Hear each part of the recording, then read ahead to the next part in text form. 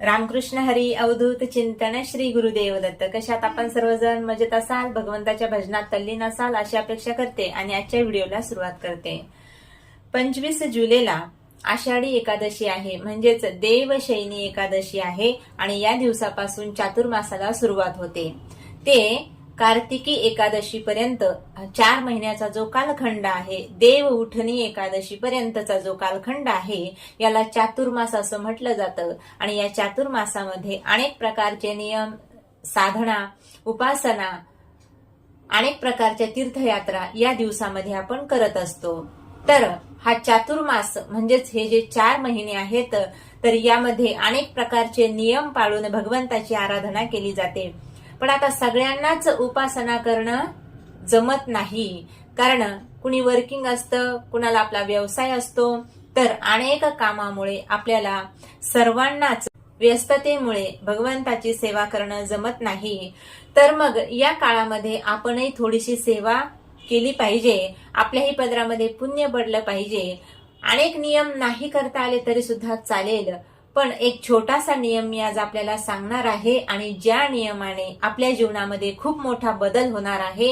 हा नियम म्हणजेच वारकऱ्यांचा प्राण याला म्हटलेला आहे. तर हा कोणता नियम आहे जाणून घेण्यासाठी संपूर्ण व्हिडिओ पहा. बघा, अनाथांना सनात करणारे संत श्रेष्ठ माऊली महावैष्णव ज्ञानेश्वर महाराज पुरुष असूनही सर्व जगताने ज्यांना माऊली म्हटलेलं आहे. कशामुळे माऊली म्हटलं असेल, तर ज्यांचं अंतःकरण अतिशय कोमल आहे, अतिशय मृदू आहे आणि सर्वांच्या कल्याणाची ज्यांच्या मनामध्ये तळमळ आहे. आणि त्याच तळमळीने माऊलींनी अनेक प्रकारची ग्रंथ संपदा निर्माण केली. अधिकार तैसा दावियेला मार्ग, चालत आहे मग कळव येते. तर माऊलींनी जसा अधिकार, जसा व्यक्ती, जसा साधक, तशाच पद्धतीने ग्रंथ संपदा निर्माण केलेली आहे. चांगदेव महाराजांना उद्देशून चांगदेव पाशिष्टी लिहिली. कुणासाठी? तर योगी लोकांसाठी. त्यानंतर अमृतानुभव लिहिला. कुणासाठी? ज्ञानी लोकांसाठी. माय ज्ञानेश्वरी लिहिली. कुणासाठी? तर साधक लोकांसाठी, जे मुमुक्षु आहेत त्यांच्यासाठी. पण अतिशय जे सामान्य आहेत, मग त्यांना या जगातून उद्धारून जाण्याचा काही मार्ग, तर माऊलींनी त्यांच्यासाठी सुद्धा काय लिहिलं, तर त्याचं नाव आहे हरिपाठ.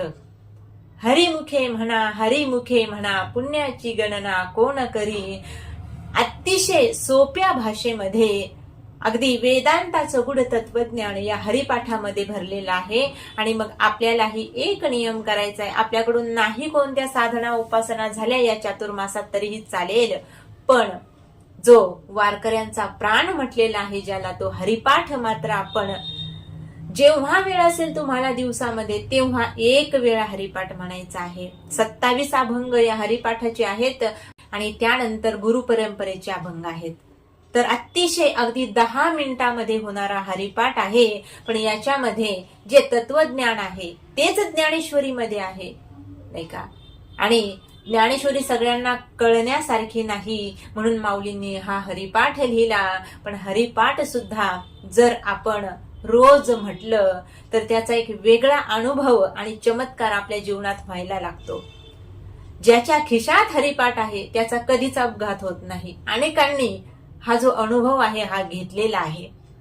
महाराष्ट्रातील एकाही व्यक्तीला सांगण्याची गरज नाही की माऊलींचा हरिपाठ म्हणजे काय.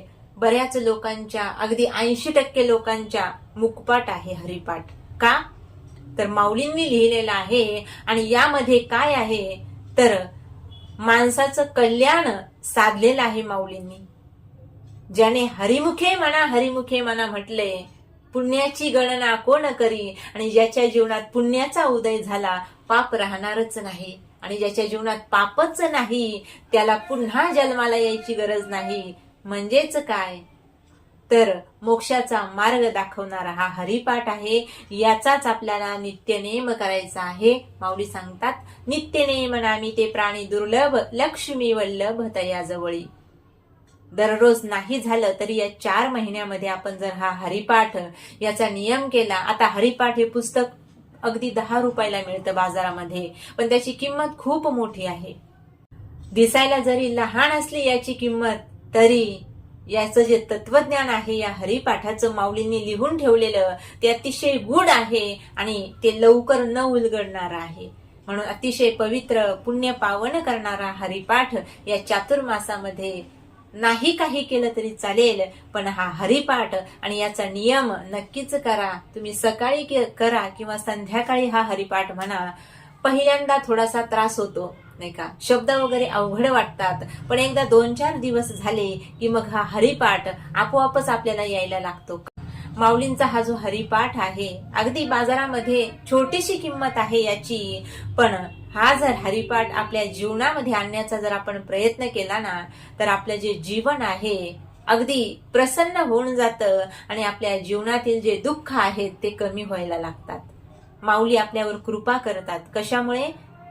हरिपाठ वाचनामुळे. म्हणून नाही काही झालं तरी चालेल, पण या चातुर्मासामध्ये या हरिपाठाचा नियम आषाढी वारीपासून ते कार्तिकी वारीपर्यंत म्हणजेच कार्तिकी एकादशी पर्यंत जरी हा आपण नियम केला तर खूप मोठा चमत्कार, खूप मोठा बदल आपल्या जीवनामध्ये झाल्याशिवाय राहणार नाही.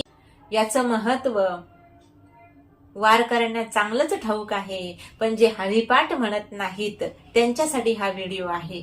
म्हणून नक्कीच माऊलींचा हरिपाठ म्हणा आणि बघा, अतिशय कृपाळू, दयाळू, कनवाळू असणारे माऊली तुमच्यावर कृपा केल्याशिवाय राहणारच नाही. म्हणून या हरिपाठाचा नियम करा आणि आपल्या पदरामध्ये पुण्य पाडून घ्या.